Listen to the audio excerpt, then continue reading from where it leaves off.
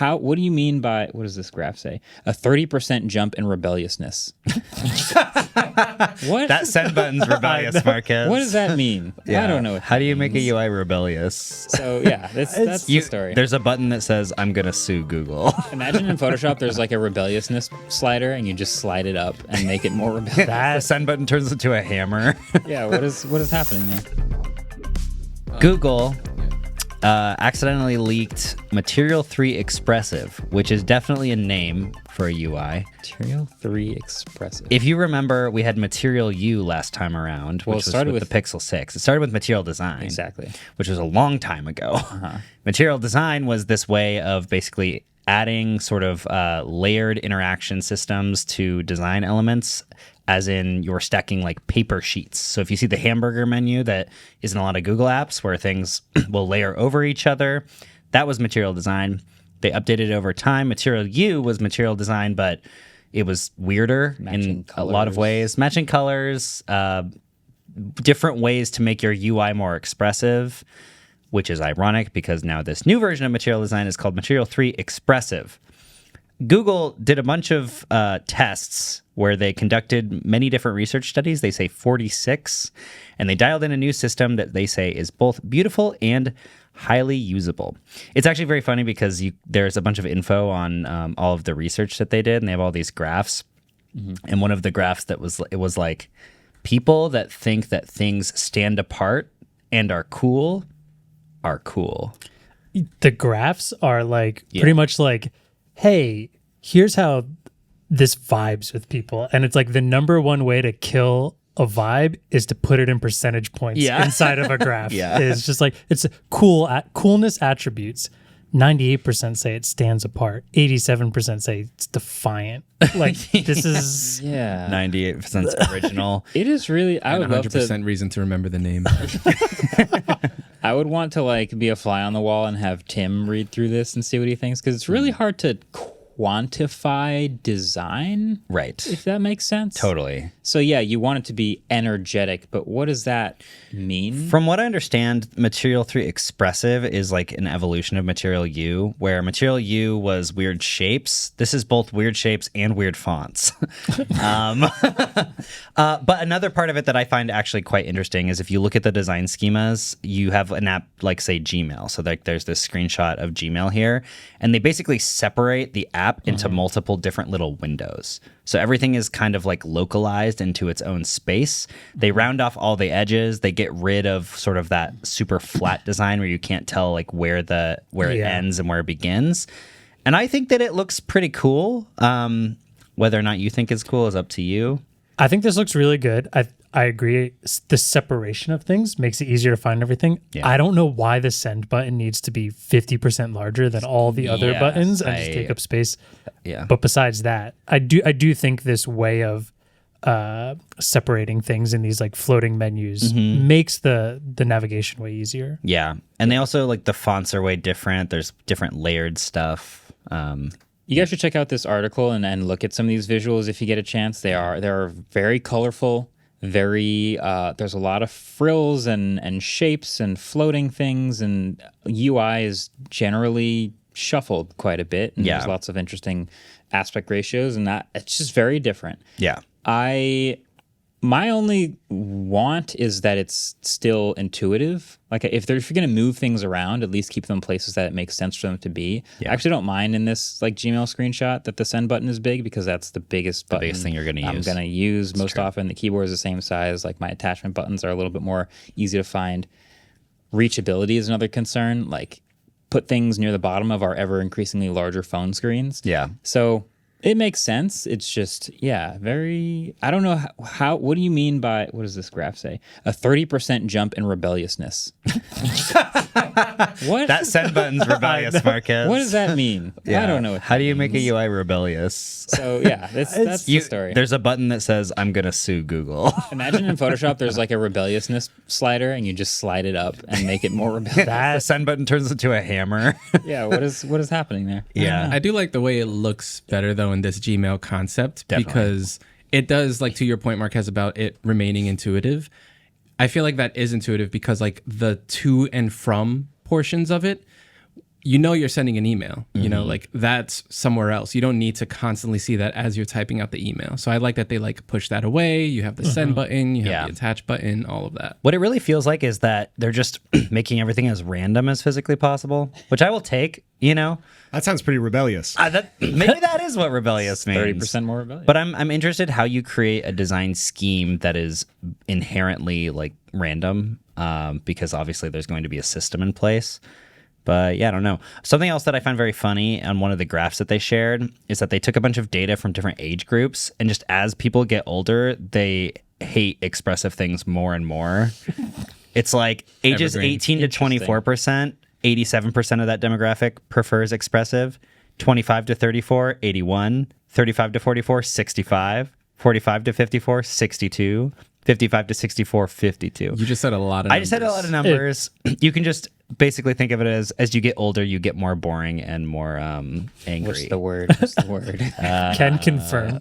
Yeah, my back hurts. Is this them just trying to like tailor the experience to get back the youths? That's something for sure.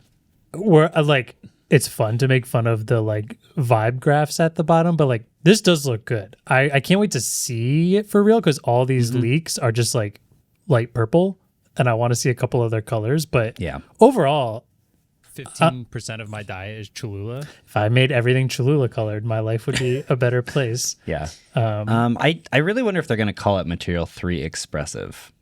I bet they will.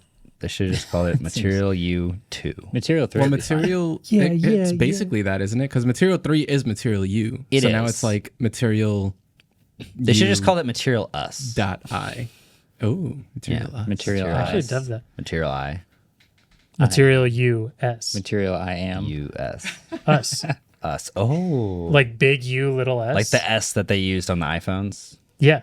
Yeah. You know what it It's also like reminded me? iPhone 7S. The how colorful everything is and how expressive and vibey it all is further and further from the minimal phones we keep seeing. Like the minimal phone is just white text, black background, box. That's true. And this phone is like every button will be a little different. Yeah. Yeah. For some reason, all these remind me of like Spotify Wrapped. Oh, yeah. Like they're just like scrolling through the like little slideshow they give you. It's like, agree what with if your you. whole phone was Spotify Wrapped? Let's go. It's a little chaotic. That's what the but kids want. I see it. That has some W Riz. Okay. So there's a very good 9 to 5 Google article that we'll link in the show notes about that. So you should go check If that you want out. to see it, yeah. One last story that's definitely about Apple. Google's desktop mode is finally coming. And it's just like Dex.